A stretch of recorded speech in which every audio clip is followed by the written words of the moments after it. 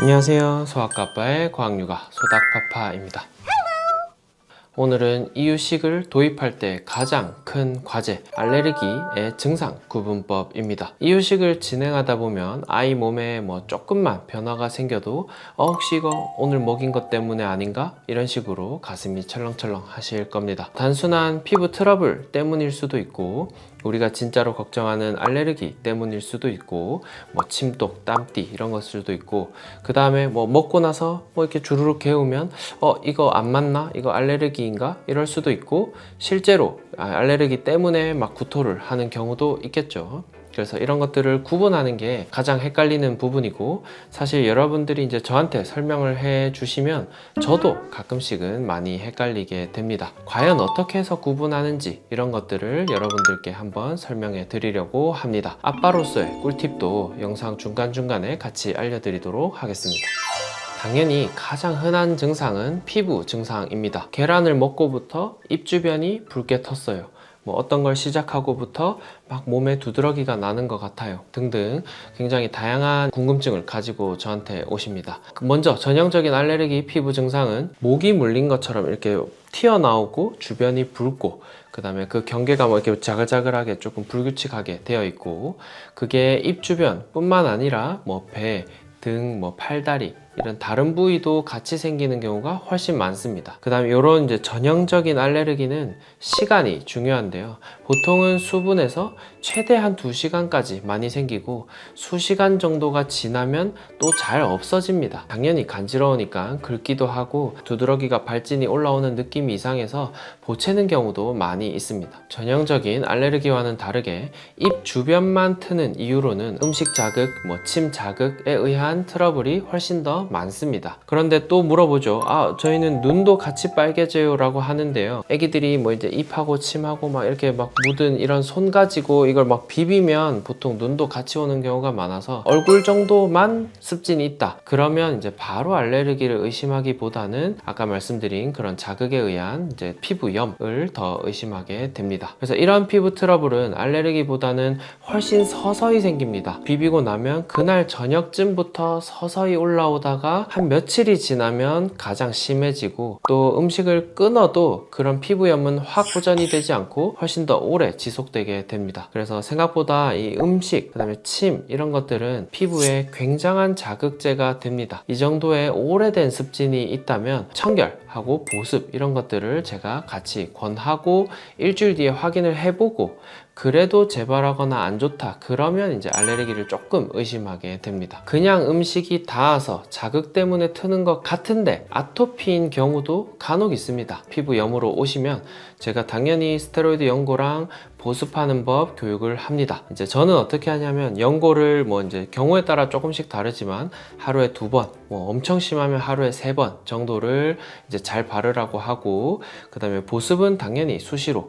우리 이제 손등은 그래도 꽤 부드럽고 예민한 편이니까 우리 어른의 손등으로 애기 피부를 쓸었는데 조금 건조해 보인다. 그러면 무조건 바르라고 하고 최소 한 4-5번은 해야 됩니다. 그러고 보습이 되고 나면 우리 그 꾸덕꾸덕한 바셀린을 꼭 입 주변에 이렇게 떡칠하듯이 발라가지고 침이 아예 피부에 닿을 일이 없도록 교육을 합니다. 완전히 이제 밀봉을 하게 되는 거죠. 그렇게 하면 거의 대부분 일주일 안에 확 좋아집니다. 그런데 스테로이드 연고를 끊자마자 입 주변 습진이 재발해서 다시 온다. 그러면 저도 이제 음식 알레르기에 의한 아토피를 의심하게 됩니다. 음식에 의한 아토피는 주로 먹고 그날 저녁이나 그 다음 날쯤에 증상들이 많이 올라오고 그걸 매일 먹게 되면 점점 누적되면서 피부염이 심해질 수 있겠죠. 그래서 이제 일반적인 이제 알레르기랑은 시간차가 조금 있다. 피 검사를 하면 당연히 확실하겠지만 특히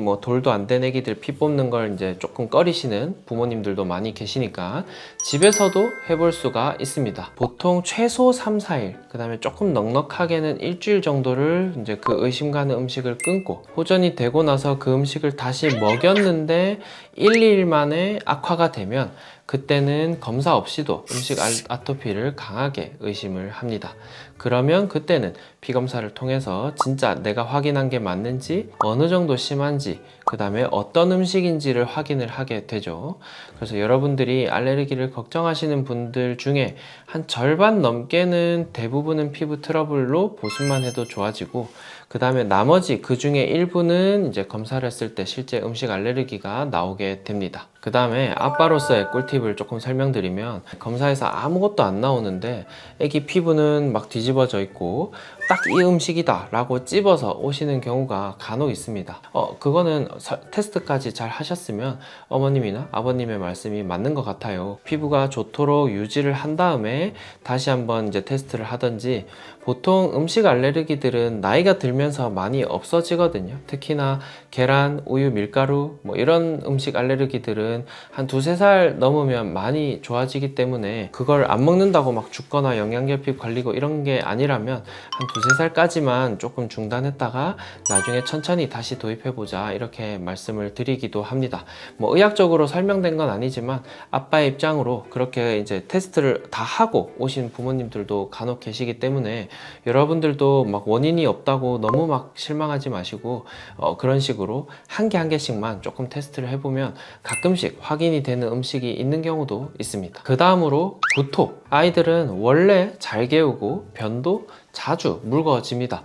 별일 없는데도 막 며칠은 설사했다가 다시 좋아지고, 또 막 많이 개우는 날도 있다가 또 어떤 날은 좀 안 개우고 잘 먹고. 알레르기 의심되는 구토는 먹은 직후에 보통 2시간 이내에 많이 하게 되고, 분수토, 완전 막 왈칵 뭐 이런 식으로 많이 하게 되고, 또 구토를 하고 나서도 그 뒤에 잔여 구토들, 그러니까 약간 헛구역질 이런 것들을 계속 한다면 그때는 음식 알레르기를 의심하는 것이 좋겠고, 그 이후에 뭐 점액변이나 뭐 피가 섞인 변, 배앓이까지 하면서 설사를 한다, 그런 것들이 있으면 또 음식 알레르기를 의심하게 됩니다. 왈칵 구토하면서 아이가 뭐 희말이 없이 이렇게 쭉 처진다, 이제 심하면 혈압이 떨어진다는 이제 시그널일 수도 있기 때문에, 그럴 때는 다시 먹이지 말고 소아 알레르기 선생님을 찾아가는 것이 좋을 것 같습니다. 다만 방금 말씀드린 것처럼 단순히 그냥 개우거나 한 번 토하고 나서 쌩쌩하게 잘 놀거나 그러면 이제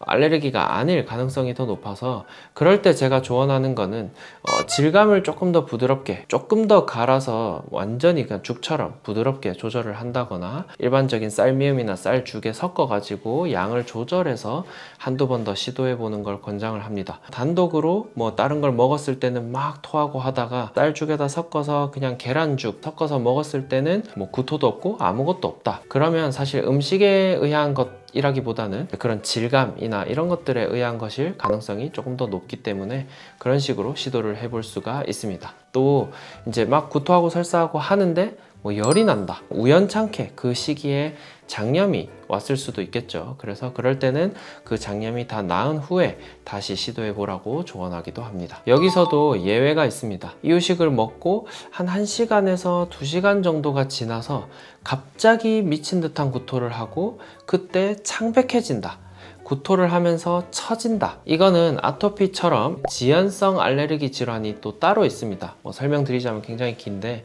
그런 경우에는 다시 시도하지 말고 소아 알레르기 잘 하시는 선생님들을 찾아가는 게 좋겠습니다. 그 다음 마지막에 이제 우리가 잘 알고 있는 호흡기 증상, 갑자기 캑캑거리면서 기침을 한다거나, 특히나 입술이 붓는데 눈도 같이 붓는다, 아이가 힘들어한다, 이런 경우는 이제 전형적인 이제 급성 알레르기 아나필락시스 증상이 있기 때문에 당연히 더 시도하지 말고 병원에 가시는 것이 좋겠습니다. 정리를 하면 결국은 시간에 따라서 조금 다릅니다. 뭐 한 15분에서 1시간 안쪽, 피부는 두드러기, 전신의 발진, 호흡기에 뭐 호흡 곤란이나 쌕쌕거림, 기침, 구토나 설사, 이런 것들은 알레르기일 확률이 당연히 높을 것 같고, 그날 저녁이나 다음 날에 피부가 뒤집어진다, 아토피일 가능성이 있으니까 그런 시간에 따른 증상들을 잘 확인해 보는 게 좋을 것 같습니다. 갓 6개월이 넘어서 이제 막 이유식을 시작하고 있는데 뭐 증상들이 조금 있다고 해서 바로 피 뽑았는데 뭐 아무 결과도 안 나오면 사실은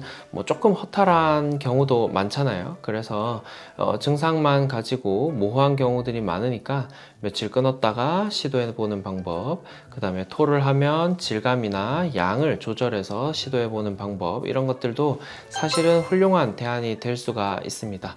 그래서 뭐 무조건 알레르기라고 너무 겁먹지 마시고 이유식 잘 진행해 보시길 바랍니다.